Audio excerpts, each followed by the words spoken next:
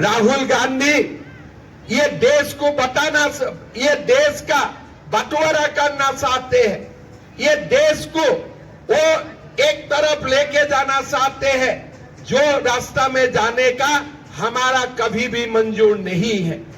आज वो कश्मीर में नेशनल कॉन्फ्रेंस का साथ दोस्ती किया है और वो बोला है कि अगर हमारा सरकार आते हैं हम धारा 370 को पुनर् लेके आएगा। मैं राहुल जी को बताना चाहता हूं, ये देश एक निशान, एक विधान और एक प्रधान का हिसाब से चलेगा। आप 10 बार जन्म लेके आओ, दोबारा कश्मीर में 370 और नहीं आएगा। ये आप सुन लीजिए और ये बात आप सुन लीजिए।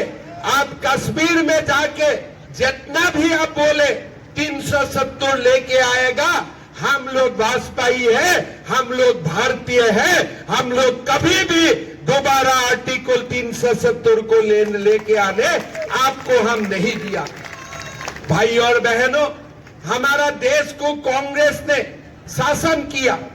अगर कांग्रेस नहीं होते थे ये बाबर साबर कब खत्म हो जाते थे, लेकिन ये कांग्रेस ने बाबर को पाल के रखा है। अयोध्या में भी वो बाबर को पाल के रखा है और देश का कोने कोने में भी वो ऐसा ही बाबर को पाल के रखा है। भाई और बहनों, हमें ऐसा ही करना है जैसे अयोध्या में बाबर राज का खत्म हुआ, भव्य राम मंदिर निर्माण हुआ। ये देश में भी जो छोटे मोटे अभी भी बाबर घूम रहा है, सबको धक्का दे दे के हमें ये देश से निकालना है। सबको धक्का दे दे के हमें ये देश से निकालना है। हमारे असम में आए थे, राहुल गांधी मुझको पूछते हैं कि आपने 700 मदरसा बंद कर दिया, आगे आपका क्या इरादा है। मैं राहुल गांधी को बोला कि अभी तो 600 बंद किया हूं, आगे जाके सबको बंद कर देने का इरादा है। यही हमारा इरादा है और कुछ इरादा नहीं है। हमें देश में मदरसा शिक्षा नहीं चाहिए। हमारा देश का जवान इंजीनियर बनना चाहिए, डॉक्टर बनना चाहिए, इंडस्ट्रियलिस्ट बनना चाहिए। हमारा देश को जवान कोई मुल्ला बनने के लिए जरूरत नहीं है। हमारा देश का जवान डॉक्टर बनेगा, इंजीनियर बनेगा। राहुल जी आके बोलते हैं कि ये तो बड़ा कम्युनियल है। मैं बोला कम्युनियल का डेफिनेशन आपको कहां से मिला? अगर हिंदू कम्युनियल है तो देश में और कोई बसेगा नहीं। हिंदू है बोल के ही हमारा देश सेकुलर बना हुआ है, नहीं तो ये हर जगह में मदरसा बना देते थे। कोई भी सेकुलर इंस्टीट्यूशन वो लोग होने ही नहीं देते थे। हिंदू है बोल के ही देश में आज सेकुलरिज्म है, देश में धर्म निरपेक्षता है। भाई और बहनों, आप सब जानते हैं मोदी जी जो भी बोलते हैं वो करके दिखाता है। मैं असम से आया हूं। असम एक छोटा प्रदेश है। जब असम का चुनाव हुए थे, मोदी जी ने असम का जनताओं को बोले थे कि हमारा यहां बीजेपी का अगर सरकार बनते हैं तो हम पहला साल में ही 1 लाख नौकरी हम देने के लिए काम करूंगा। हमारा असम का लोग विश्वास नहीं किया था कि कैसे 1 लाख नौकरी देगा और 1 साल में नौकरी देगा, लेकिन मेरा मन में विश्वास था अगर मोदी जी बोले हैं तो जरूर रास्ता भी निकालेगा, हम नौकरी भी दे के दिखाऊंगा।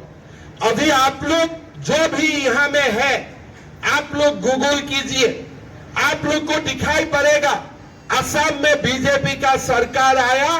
पहले 3 वर्ष में मोदी जी ने 1 लाख नौकरी का वादा किया था, हमने 1.5 लाख नौकरी देके समाप्त किया।